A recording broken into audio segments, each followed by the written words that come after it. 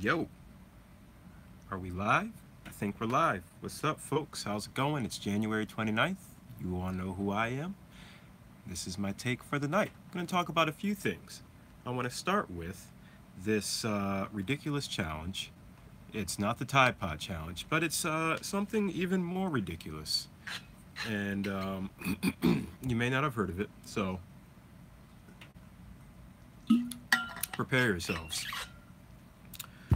Mainly black people are doing it because only we are capable of doing such disgusting things to each other and thinking it's somehow appropriate or okay. It's called the No Lackin Challenge. I'm reading an article here. Not many people have heard of it, but a dangerous internet challenge is gaining popularity. According to Memphis Police Department, one of the city's latest shootings stemmed from this challenge. It's called the No Lackin Challenge. On YouTube, videos of the No Lackin Challenge show people pulling guns on their friends and their friends pulling out a gun too. However, no one pulls the trigger. So, of course, I had to, look at YouTube and go and see exactly what they're talking about. So I found another article. I found a video. It's about 2 minutes long. So I'm just going to go ahead and play it um, so we can actually see what this is about. Memphis police say a game ended with a teenager shot in the head inside a Midtown diner. New here at 10 WMC Action News 5, Sasha Jones spoke with people who were there and uncovers what's driving this dangerous challenge. Sasha? A very dangerous challenge indeed. We had no idea what this challenge was until we looked it up online ourselves. And Joe, what we found out is that it involves a person pointing a gun at a person that they know. Well, last night, a man playing this very challenge shot his own friend. It's Not many ridiculous. people have heard of it. Why are you out here playing? But a dangerous internet challenge is gaining popularity. And according to the Memphis Police Department, one of the city's latest shootings stemmed from this challenge. Lackin. It's called the No Lackin Challenge. On YouTube, videos of the No Lackin Challenge show people pulling guns on their friends, and then the other person pulls out a gun too. But in the videos, no one pulls the trigger. Early Thursday morning, a 17-year-old was shot in the head at East Cafe on Union Avenue.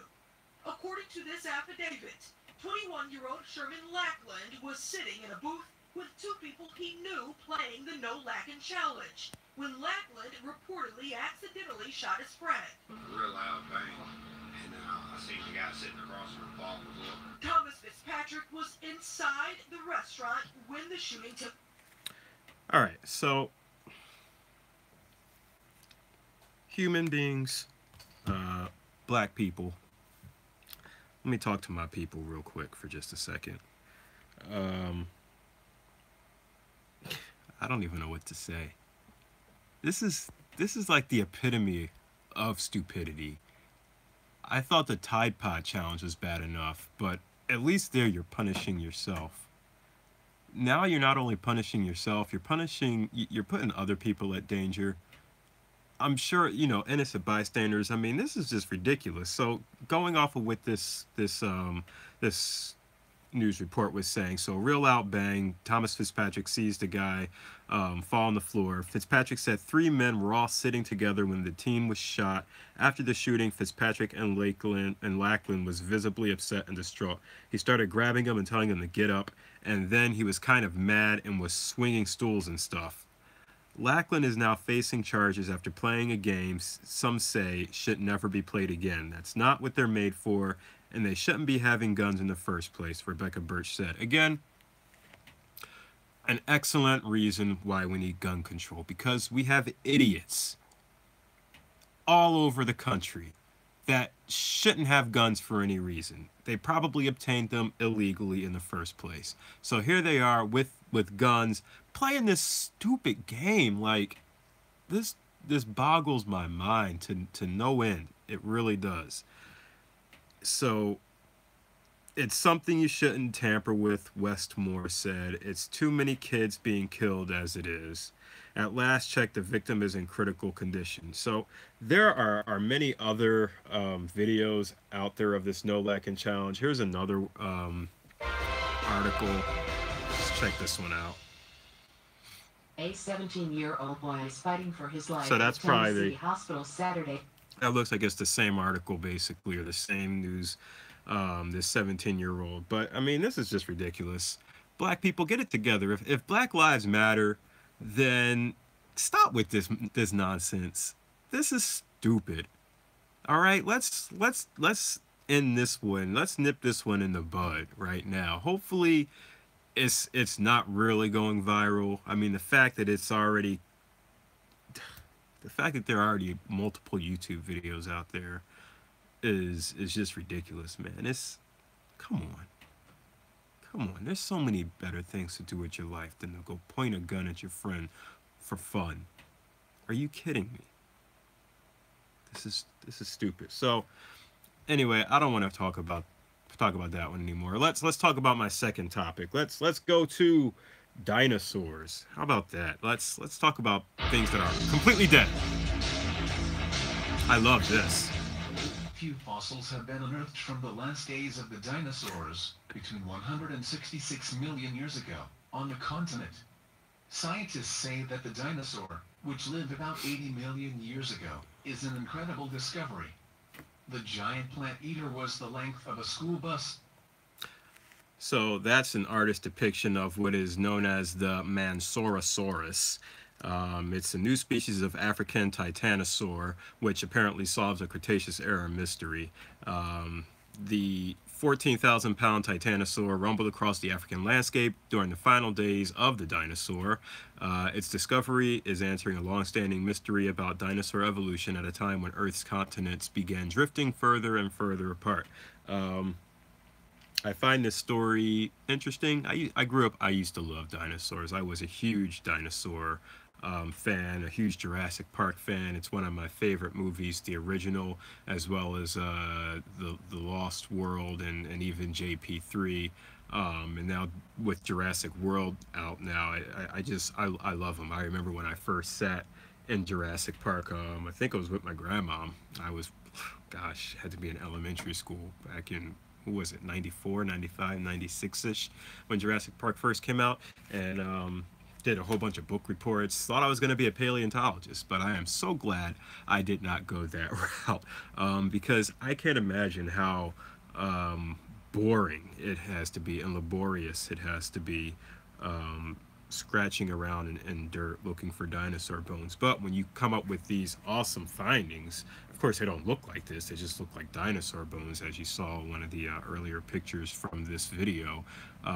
It's still got to be pretty amazing, and then, you know, being able to piece these things together and stuff like that is even further great. So new research published in Nature, Ecology and Evolution shows that Cretaceous era dinosaurs living in Africa and Europe weren't completely cut off from each other as is typically assumed. It was at this time in geological history, between 100 million and 66 billion years ago, that Earth's supercontinent Pangaea split apart, drifting into the continents we see today. The fossilized remains of Mansorosaurus shahine,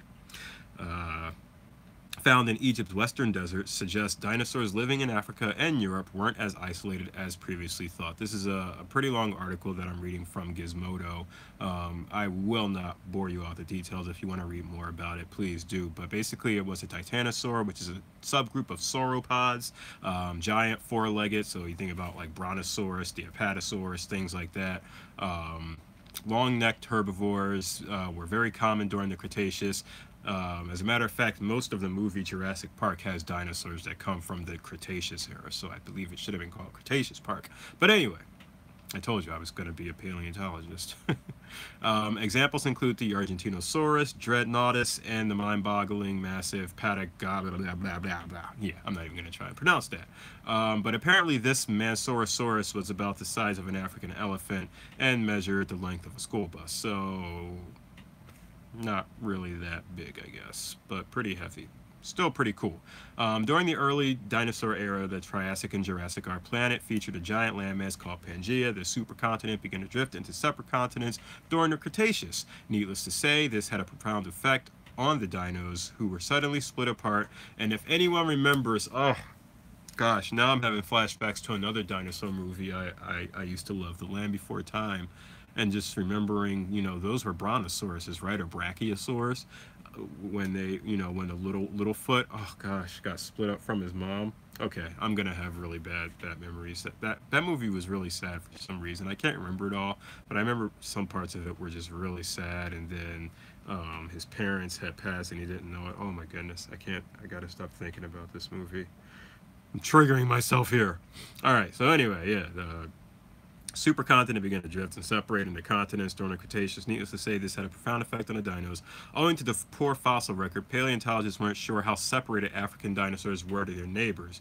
Mansaurus is now considered a key new dinosaur species as it's filling in the gaps in Africa's dino history. So apparently this is helping to sort of piece together the relation between dinosaurs in Africa and dinosaurs that roamed Europe. The researchers concluded that Mansaurus is more closely related to dinosaurs from Europe and Asia than those found farther south in Africa or in South America. It's the first unambiguous evidence that some dinos could still move between Africa and Europe during this period in history. Africa's dinosaurs weren't completely cut off and isolated, moving across pathways that existed between the two continents. So I'll leave that one there. Again, if you want to read more about it, please do. But I did want to get my last 4 minutes here, or I'm almost down to 3, to really talk about the last thing, which is this little nugget, if it will play.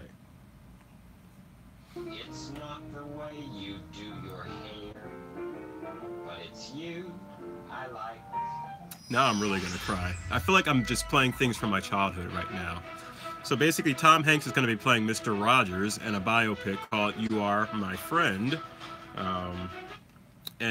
I'll just read from Variety.com real quick. So TriStar Pictures has landed worldwide distribution rights to Mr. Rogers' biopic, You Are My Friend, with Tom Hanks attached to play the iconic TV personality. Diary of a Teenage Girl director Marielle Heller is helming the pick from a script by Micah Fitzerman Blue and Noah Harpster. I'm thrilled to be making You Are My Friend, Heller said. The script knocked me out with his message of kindness and his exploration of the human spirit. As a mother, I am so inspired by the teachings of Fred Rogers, and as a human, I am in awe of his life's work. I can't wait to bring his story to the public and be a part of such a thoughtful, smart group of people who are all coming together to make this film, which truly feels to me like an antidote to our very fractured culture. She just said everything that we needed to hear. I mean, Mr. Rogers was like the quintessential human being, at least how he was portrayed, on TV. I don't know too much about Fred Rogers' life, but apparently he was just awesome through and through. And Mr. Rogers' Neighborhood, watching it, for me, it was on PBS or WHYY, just being able to see that. My favorite was the trolley because I loved anything that rolled on rails. But in the street light in his house, and the pouring, the food, and the fish bowl, and him taking off his shoes and putting on his other shoes and throwing on everything about Mr. Rogers' Neighborhood, and I just loved it. It was always great for me to be able to just relax and watch that. And then when they went to the little fairy tale land or whatever, my memory is so shot about everything, but I always loved it. So I am definitely going to go and see this movie, this biopic, when it does come out. Let's see, what else is. The film is inspired by a real-life friendship between Fred Rogers and award-winning journalist Tom Junod, and the story a cynical journalist begrudgingly accepts an assignment to write a profile piece on the beloved icon and finds his perspective on life transformed. Let's see, Big Beach Film is producing it. Now more than ever, we all need a reintroduction to Fred Rogers' message of uncompromising love and kindness between all living things.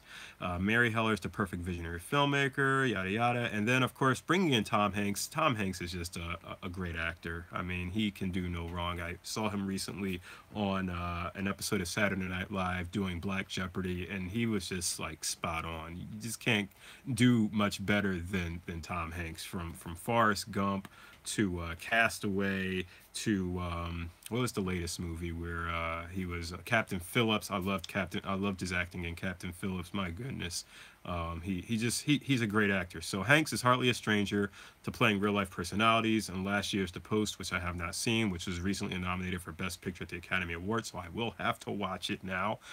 He played Washington Post editor-in-chief Ben Bradley. It's currently unknown when this film would start production, as Hanks has a handful of films expected to shoot this year, including Sony's World War II movie Greyhound, which Hanks wrote as well as stars in. So please, Tom, make some time in your schedule to please put this guy on the big screen. I can't wait to see it. And with that, I will leave you. Hopefully, there we go. Let's just end with this. You are my friend.